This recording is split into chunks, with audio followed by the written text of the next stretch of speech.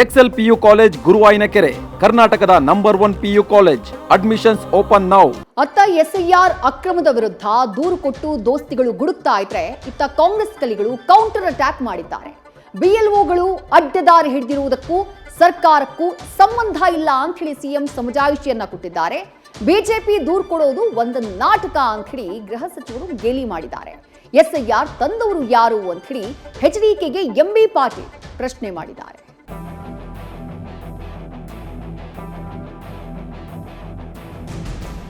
ರಾಜ್ಯದಲ್ಲಿ ಎಸ್ಐಆರ್ನಲ್ಲೂ ರಾಜಕೀಯ ಜಟಾಪಟಿ ಶುರುವಾಗಿದೆ. ಬಿಎಲ್ಒಗಳ ಅಕ್ರಮಕ್ಕೆ ಕಾಂಗ್ರೆಸ್ ಸಾಥ್ ಅಂತ ದೋಸ್ತಿ ಪಡೆ ದೂರು ಕೊಟ್ಟು ಗುಡುಕ್ತಿದ್ದಂತೆ ಕಾಂಗ್ರೆಸ್ ಕಲಿಗಳು ತಿರುಗೇಟು ಕೊಟ್ಟಿದ್ದಾರೆ. ಬಿಎಲ್ಒಗಳು ರೂಲ್ಸ್ ಬ್ರೇಕ್ ಮಾಡಿರೋದಕ್ಕೂ ನಮಗೂ ಸಂಬಂಧವಿಲ್ಲ ಅಂತ ಸರ್ಕಾರ ಕೌಂಟರ್ ಉತ್ತರ ಕೊಟ್ಟಿದೆ. ಎಸ್ಐಆರ್ನಲ್ಲಿ ಸರ್ಕಾರ ಮಧ್ಯಪ್ರವೇಶ ಮಾಡಲ್ಲ. ಬಿಜೆಪಿ ಜೆಡಿಎಸ್ ಆರೋಪಕ್ಕೆ ಸಿಎಂ ಡಿಕೆಶಿ ಸ್ಪಷ್ಟನೆ. ರಾಜ್ಯದಲ್ಲಿ ಮಂದಿರ, ಮಸೀದಿ ಹೀಗೆ ಕಂಡಲ್ಲಿ ಎಸ್ಐಆರ್ ಪ್ರಕ್ರಿಯೆ ನಡೀತಿರುವುದಕ್ಕೆ ಸರ್ಕಾರ ಕಾರಣ ಎಂಬ ಆರೋಪ ಕೇಳಿಬಂದಿದೆ. ಆದರೆ ಸಿಎಂ ಡಿಕೆ ಶಿವಕುಮಾರ್ ಈ ಆರೋಪವನ್ನ ಖಡಾಖಂಡಿತವಾಗಿ ತಳ್ಳಿ ಹಾಕಿದ್ದಾರೆ. ಎಸ್ಐಆರ್ ಪ್ರಕ್ರಿಯೆಯಲ್ಲಿ ರಾಜ್ಯ ಸರ್ಕಾರ ಮಧ್ಯಪ್ರವೇಶ ಮಾಡಲ್ಲ. ಚುನಾವಣಾ ಆಯೋಗದ ಮಾರ್ಗದರ್ಶನದಲ್ಲಿ ಸರ್ಕಾರಿ ನೌಕರರು ಕೆಲಸ ಮಾಡ್ತಿದ್ದಾರೆ ಅಂತ ಸಿಎಂ ಸಮಜಾಯಿಷಿ ಕೊಟ್ಟಿದ್ದಾರೆ. ನಾವು ಎಲ್ಲರಿಗೂ ಕೂಡ ಮತ ಕೊಡಬೇಕು ಅಂತ ಹೇಳಿ ನಮ್ಮ ಸರ್ಕಾರ ಯಾವ ರಾಜ್ಯಲ್ಲೂ ಈ ರೀತಿ ದಿಟ್ಟವಾದಂಥ ಸರ್ಕಾರ ಚುನಾವಣಾ ಆಯೋಗ ಜೊತೆ ಕೈಗೆ ಜೋಡಿಸಿರ್ಲಿಲ್ಲ. ನಾವು ಕೈ ಜೋಡಿಸಿ ಅವ್ರಿಗೆ ಏನು ಬೇಕೋ ನಮ್ಮ ಅಧಿಕಾರಿಗಳಿಗೆ ಸೂಚನೆ ಕೊಟ್ಟು ನಾವು ಯಾರು ಇದಕ್ಕೆ ಕೈ ಹಾಕ್ತಾ ಇಲ್ಲ. ಇದು ಅವರು ಚುನಾವಣಾ ಆಯೋಗದ ಅಡಿಯಲ್ಲಿ ಅವರ ಮಾರ್ಗದರ್ಶನದಲ್ಲಿ ಕೆಲಸ ಮಾಡ್ತಾ ಇದ್ದಾರೆ. ನಾವು ಸರ್ಕಾರದವರು ಯಾವ ರೀತಿ ಮಧ್ಯಪ್ರವೇಶ ಮಾಡೋದಿಲ್ಲ. ಪಾಪ ಅವ್ರು ರಾಜಕಾರಣ ಮಾಡ್ತವ್ರೆ, ರಾಜಕಾರಣ ಮಾಡೋರಿಗೆ ಬೇಡನಕ್ಕಾಗ್ತದ? ಟೀಕೆ ಮಾಡ್ತಾ ಇದ್ದಾರೆ, ಟೀಕೆ ಮಾಡೋರಿಗೆ ಬೇಡನಕ್ಕಾಗ್ತದ? ಎಲಬಿಲ್ಲ ನಾಲಿಗೆ ಮಾಡಲಿ ಟೀಕೆ. ನಾನು ಹೇಳಿದ್ದೇನೆ ಹಿಂದೆ, ಟೀಕೆಗಳೆಲ್ಲ ಸಾಯ್ತವೆ, ನಮ್ಮ ಕೆಲಸಗಳು ಉಳಿತವೆ ಅಂತ. ಸೊ ಅವ್ರು ಮಾಡೋಂಥ ಟೀಕೆಗಳ ಸತ್ತೋಗ್ತವೆ, ನಾವು ಮಾಡೋಂಥ ಕೆಲಸ ಉಳಿತದೆ.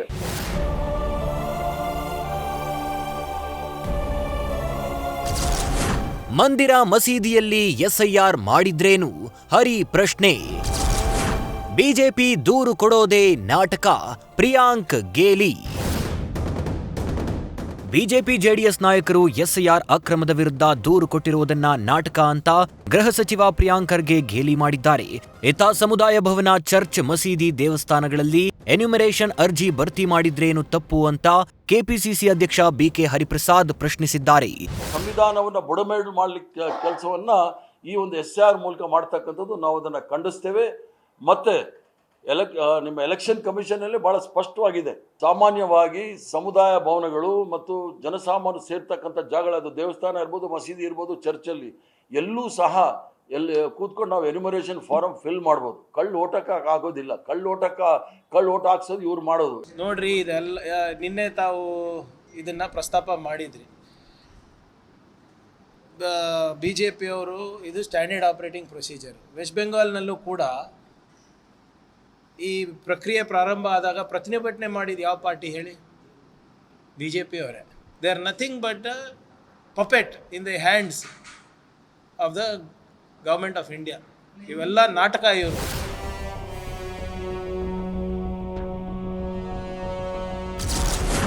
ಎಸ್ಐಆರ್ ತಂದವರು ಯಾರು?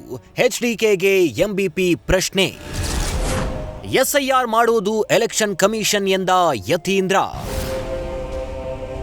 ಇನ್ನು ರಾಜ್ಯದಲ್ಲಿ ಎಸ್ಐಆರ್ ತಂದವರು ಯಾರು?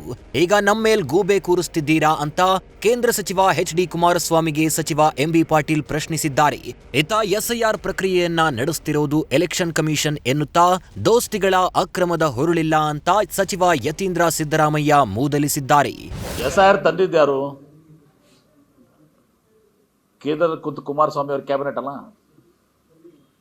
ಕುಮಾರಸ್ವಾಮಿ ಅವ್ರ ಕ್ಯಾಬಿನೆಟೇ ಎಸ್ಐಆರ್ ತಂದಿರೋದು. ಈಗ ಎಸ್ಐಆರ್ ಬಗ್ಗೆ ನೀವೇ ಗುಬ್ಬಿ ಕೂಡಿಸ್ತಾ ಇದ್ದೀರಿ.